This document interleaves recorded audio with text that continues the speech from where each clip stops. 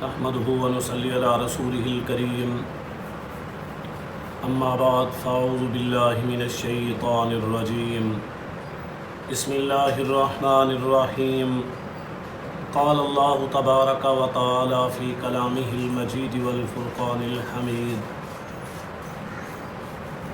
ألف لام ميم الله لا إله إلا هو الحي القيوم نزل عليك الكتاب بالحق مصدقا لما بين يديه وأنزل التوراة والإنجيل من قبل هدى للناس وأنزل الفرقان إن الذين كفروا بآيات الله لهم عذاب شديد والله عزيز ذو انتقام إن الله لا يخفى عليه شيء في الأرض ولا في السماء هو الذي يصوركم في الأرحام كيف يشاء لا الہ الا هو العزیز الحکیم صدق اللہ العلی العظیم۔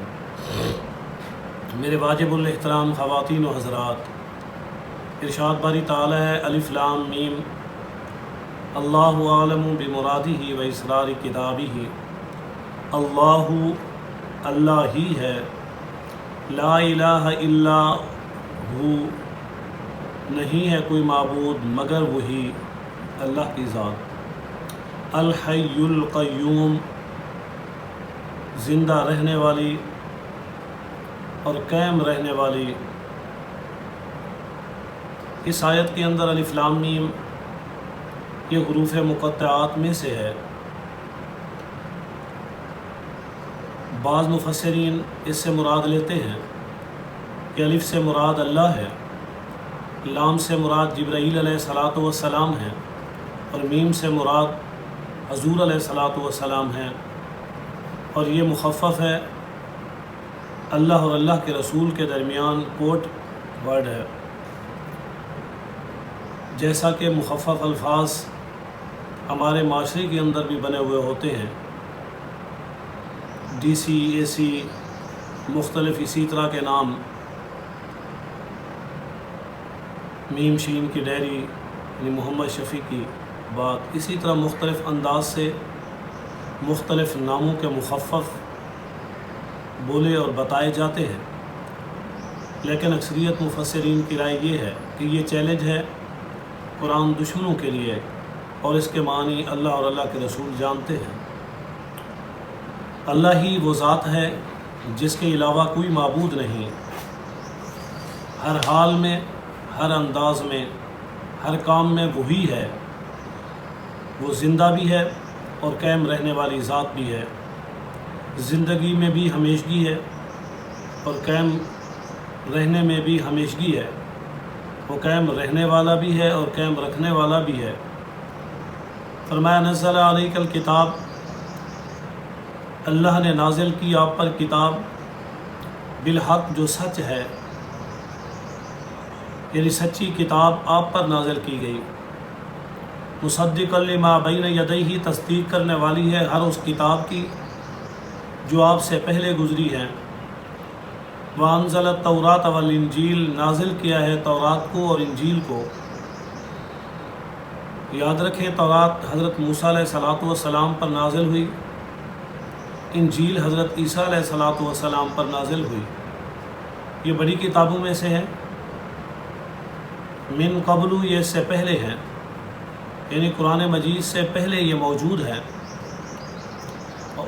قرآن نے تصدیق بھی ان کتابوں کی ہے جو حقیقت پر مبنی تھی، جو سچی تھی، تعریف سے پاک تھی، لیکن آج کل جو ان کے پاس موجود ہیں سب تعریف شدہ ہیں، ملاوٹ شدہ ہیں، ان کے اندر وہ سب چیزیں تعریفات پائی جاتی ہیں جو ان لوگوں نے خود اس کے اندر ڈال دی۔ اب قرآن مجید نے جن کتابوں کی تصدیق کی وہ سچی تھی، برحق تھی، وہی تھی جو اللہ نے نازل کی۔ فرمایا ہدی للناس ہدایت ہے لوگوں کے لیے، وانزل الفرقان اور نازل کیا ہم نے حق اور باطل کو علیحدہ کرنے والے قرآن مجید کو۔ ان الذین کفروا بآیات اللہ بے شک وہ لوگ جو انکار کرتے ہیں اللہ کی آیات کا، لہم عذاب شدید ان کے لیے دردناک عذاب ہے۔ واللہ عزیز ذو انتقام اللہ تعالی زبردست انتقام لینے والے ہیں۔ اللہ کی ذات جب چاہے جہاں چاہے جیسے چاہے پکڑ لے۔ وہ طاقتوروں کو بھی پکڑ سکتا ہے، وہ کمزوروں کو بھی پکڑ سکتا ہے۔ کوئی اس کی دسترس سے دور نہیں، کوئی اس کی پکڑ سے باہر نہیں۔ فرمایا اللہ کی ذات ہر چیز سے واقف ہے۔ ان اللہ لا یخفی علیہ شیء فی الارض ولا فی السماء، بے شک اللہ تعالیٰ سے مخفی نہیں ہے کوئی چیز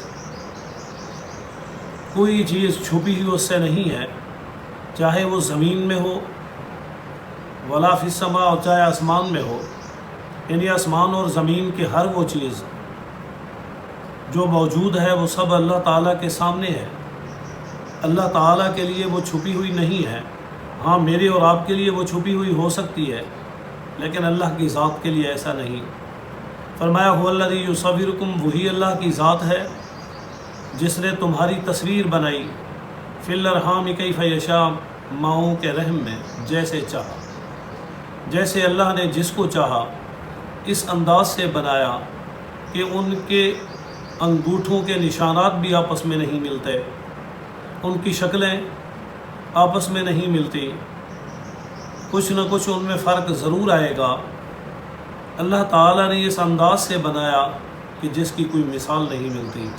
لا الہ الا هو العزیز الحکیم، نہیں ہے اس کے سوا کوئی عبادت کے لائق مگر وہی ذات ہے جو زبردست بھی ہے، طاقت والی بھی ہے، قوی بھی ہے، حکمت والی بھی ہے۔ طاقتور کہ جب چاہے وہ کسی کو پکڑ میں لے آئے، الحکیم وہ حکمت والی بھی ہے، جب تک چاہے کسی کو چھوٹ دے دے، مہلت دے دے۔ اللہ ہی کی وہ ذات ہے جو یہ سب کچھ کرنے کے لائق ہے۔